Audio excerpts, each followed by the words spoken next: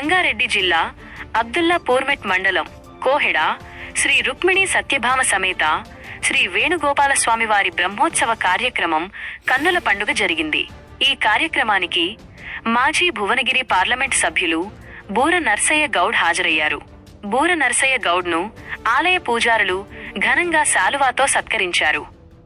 ఈ కార్యక్రమంలో సింగిరెడ్డి రామ్రెడ్డి, కందాల బలదేవరెడ్డి, కె భిక్షపతి, తీగల జంగారెడ్డి, మాజీ సర్పంచ్ శానేం అర్జున్ గౌడ్, మూల అశోక్ గౌడ్, ఆలయ కమిటీ మాజీ చైర్మన్ కరే తిరుమలరెడ్డి, మూల Ravi, D Mahender Reddy, Gouni Lakshmaiah Goud, Komirishetti, Balraj, Dachepalli Nagaraj Gupta, Samala Yugender Reddy, rabbit form కొత్త సురేందర్ రెడ్డి, వైస్ చైర్మన్ కొత్త రామరెడ్డి తదితరులు హాజరయ్యారు. వారికి